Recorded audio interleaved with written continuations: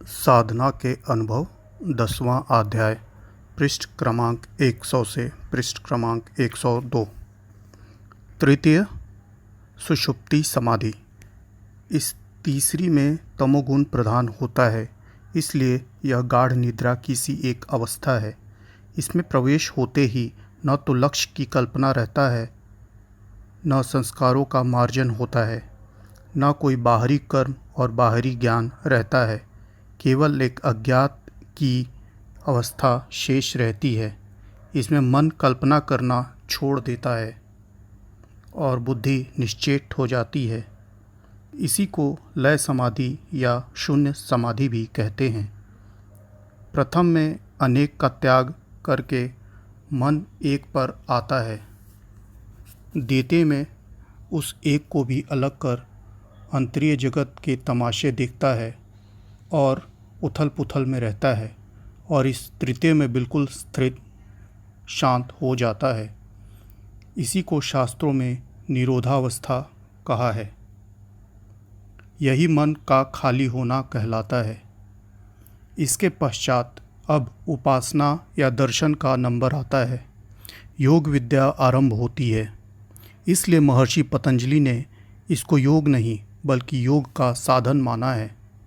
प्रथम में मन को एकाग्र अवस्था आई थी और इसमें उसे निरोध अवस्था प्राप्त हुई, ऐसा समझना चाहिए। 3 अवस्थाएं।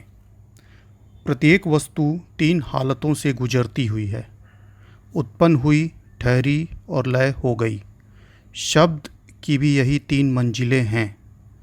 इस भौतिक जगत की भी यही 3 गतियां हैं: उत्पत्ति, स्थिति और लय।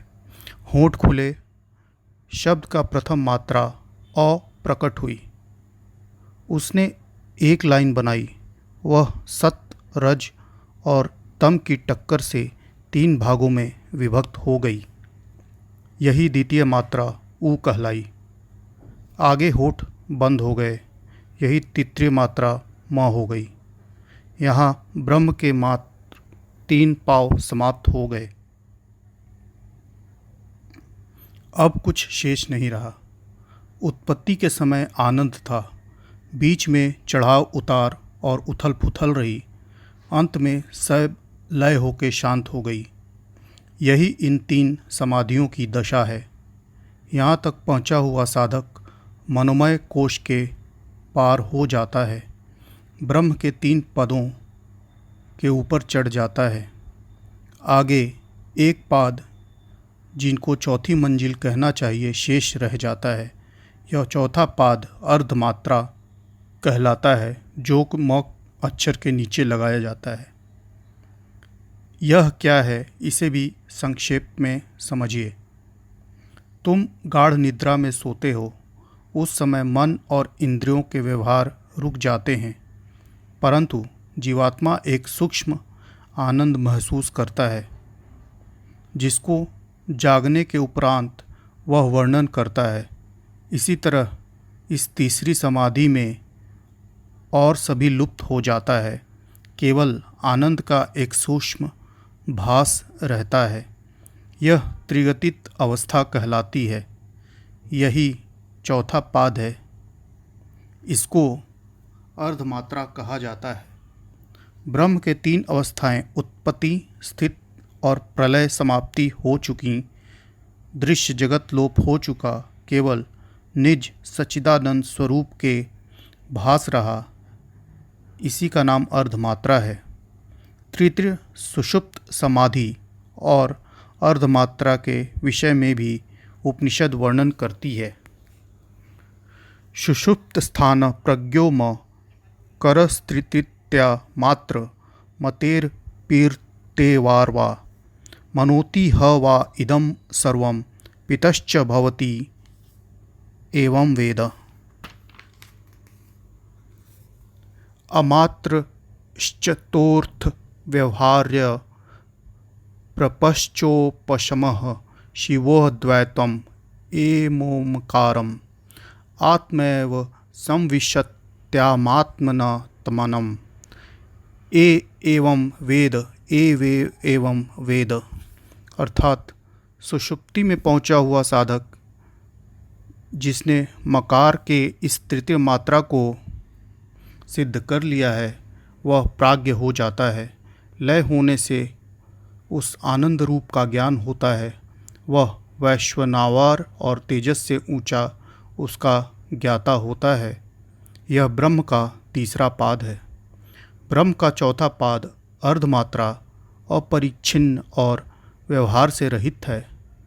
पंचभूत और दृश्य जगत उसी में लय होते हैं। कल्याण करने वाला अद्वैत पद है। ओम ही परमात्मा है। जो इस प्रकार का ज्ञान रखने वाला है वह आत्मा से आत्मा को प्राप्त होता है, अर्थात दोनों मिलकर एक हो जाते हैं। यह उपासना की इन 3 समाधियां हैं जो मनमय कोश में आती हैं। यहाँ पर धारणा और ध्यान यह 2 आंतरिक साधना समाप्त हो जाते हैं। आगे संप्रज्ञात और असंप्रज्ञात समाधियों का नंबर आता है जिसको विज्ञानमय कोश के वर्णन में बताएंगे। यहीं तक साधना चलती है, आगे वह समाप्त हो जाती है और ब्रह्म विद्या या पराविद्या के सबक आरंभ हो जाते हैं। जीव आत्मदेश में प्रवेश हो जाता है। चंद्रमंडल का आवागमन मिट जाता है और तेजोमयी ज्ञानदाता सूर्यमंडल के सीमा में वह पहुंच जाता है।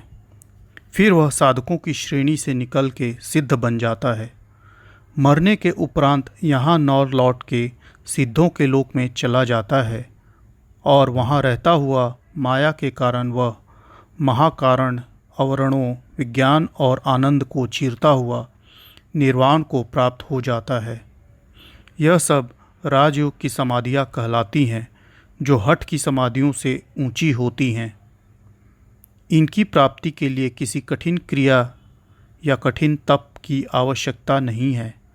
घर में रहते हुए अपने सारे व्यवहार करते हुए थोड़ा समय सुबह व शाम देने पर यह कुछ ही दिनों में बड़ी सरलता से आने लगती हैं। इनके लिए केवल धारणा पुख्ता करने की ज़रूरत होती है। आसन, मुद्रा, प्राणायाम, नेति, धोती इत्यादि की कोई आवश्यकता नहीं होती। मार्गदर्शक गुरु जानकार हो, अपने दिल में लगने की हो और मनमानी छोड़ के उसकी आज्ञानुसार साधक चले तो अति शीघ्र यह अवस्थाएं आने लगती हैं। साधकों की जानकारी के लिए यह उपासना की समाधि का वर्णन किया गया है। इनको जान के यह अपनी परीक्षा कर सकते हैं। इसी उद्देश्य को लेकर इन्हें बताया गया है। आगे गृहस्थी और विरक्ति के भेद और गृहस्थों के लिए उपयोगी कौन सा साधन है उसे बताएंगे।